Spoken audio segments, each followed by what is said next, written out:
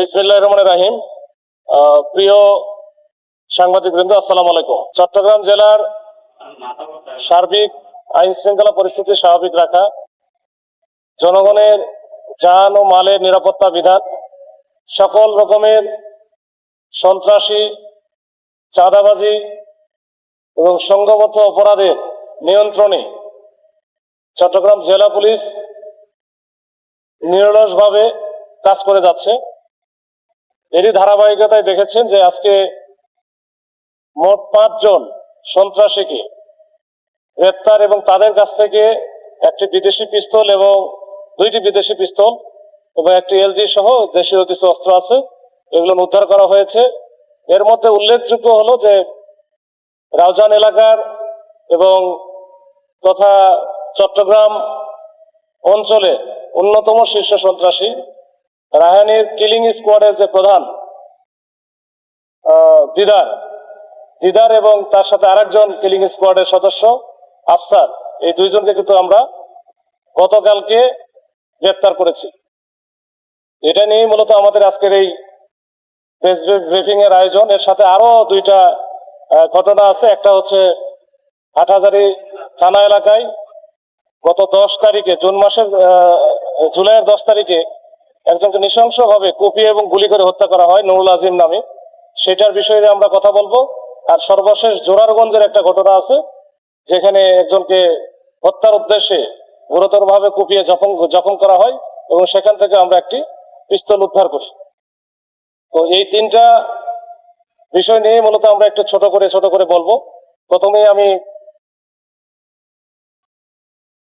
রাউজান এলাকার যে আলোচিত যুবদল নেতা মাসুদ চৌধুরীকে হত্যা করা হয়েছিল গত 14 জুন।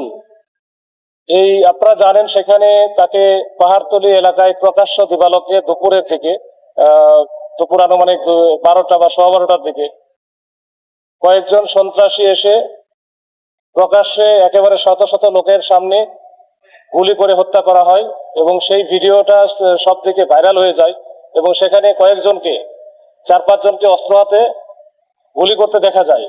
সেই অস্ত্র হাতে যাদের গুলি করতে দেখা যায়, এদের মধ্যে 2 জন ছিল এই দিদার এবং আফসার, যাদের হাতে একজনের হাতে পিস্তল ছিল আর একজনের হাতে এলএমজি টাইপের ছিল। তো এই 2 জনকে কিন্তু আমরা আজকে গ্রেপ্তার করেছি। এই দিদারের নামে মামলা আছে, প্রায় 13টার মতো মামলা আছে। আফসারের নামে ওরকম 8টার মতো মামলা আছে এবং সেগুলো সবই মোটামুটি হত্যা থেকে শুরু করে চাঁদাবাজি, সন্ত্রাসী বা অবৈধ অস্ত্র আইনে মামলা আছে এবং এগুলো তারা করে থাকে সাধারণত চট্টগ্রাম মহানগরী এলাকা থেকে শুরু করে রাউজান, রাঙ্গুনিয়া, ফটিকছড়ি, হাটহাজারী এই এলাকায় তাদের মূলত আধিপত্য। তো এই 2 জনকে আমরা গতকালকেই সীতাকুণ্ড এলাকার যে শীতলপুর নামে জায়গা আছে, ওইখানে আমরা চেকপোস্ট বসিয়ে এই 2 জনকে গ্রেপ্তার করেছি এবং তাদের আগে আরো অন্য আরেকটা গাড়িতে আরো অন্য সন্ত্রাসীরা ছিল, তাদেরকে আমরা আসলে একটা ধরতে গিয়ে আরেকটা আমরা মিস করে ফেলেছি। তো এইটাও আসলে আমরা তো এমনি বা হুট করে আমি ওইখানে গিয়ে চেকপোস্ট বসাইনি, নিশ্চয়ই এটা আপনারা বুঝতে পারছেন। আমরা এই সন্ত্রাসী বা যারা চাঁদাবাজ আছেন এবং যারা বিভিন্ন রকমের অপরাধ কর্মের সাথে জড়িত, তাদের পিছনে এই জেলা গোয়েন্দা পুলিশ এবং তথা জেলা পুলিশ আমরা কিন্তু একেবারে লেগে আছি এবং তাদের বিরুদ্ধে ধারাবাহিকভাবে অভিযান চলছে, এখনো চলছে এবং চলবে। তো আমরা চাই যে এই চট্টগ্রাম অঞ্চলকে সন্ত্রাস মুক্ত করতে, সকল রকমের অপরাধ মুক্ত করতে, যেন দিনে দুপুরে এভাবে আর কেউ সন্ত্রাসের শিকার না হয়। তারপরও তাদের আসলে অনেক শেকড়, অনেক দূর পর্যন্ত আমরা শেকড়টা উপরে ফেলতে চাই। তো এই একটা বিষয় ছিল 1 নম্বর। এরপরে আরেকটা বিষয়টা নিয়ে আমরা একটু কথা বলতে চাই, সেটা হচ্ছে হাটহাজারী এলাকার মেখল ইউনিয়ন। হাটহাজারী এলাকার যে মেখল ইউনিয়ন, এখানে নুরুল আজিম নামে একজন ব্যক্তি ছিলেন।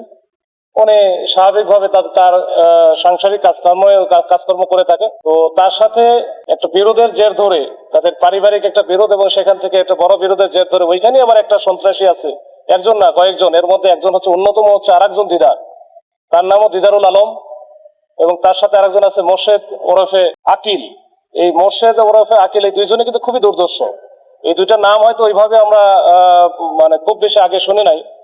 তাদের পিসিপিআর এবং তাদের প্রিভিয়াস অ্যাক্টিভিটিস আমরা যখন অ্যানালাইসিস করলাম তখন আমরা দেখলাম যে এরা দুইজনই খুবই দুর্ধর্ষ প্রকৃতির, এবং প্রত্যেকের নামে এই যে দিদারুল যে আছে, ওই নুরুল আজিম যে সকালে উঠে সে মাছ ধরতে গেছিল একটা নদীতে, পাশের বাড়িতে বাড়ির পাশে মাছ ধরার সময় সকালে কিন্তু তারা এই দুইজনই মিলে এই কাজটা করে, তাকে কোপায় এবং গুলি করে হত্যা করে। তো এই দিদারুল আলমের আমরা পিসিপিআর যাচাই করে দেখলাম যে তার নামে 6টা শুধু সাজা ওয়ারেন্টি আছে, যেটা কোর্ট থেকে বিভিন্ন মামলায় সাজা হয়েছে, এরকম 6টা সাজা ওয়ারেন্টি আছে।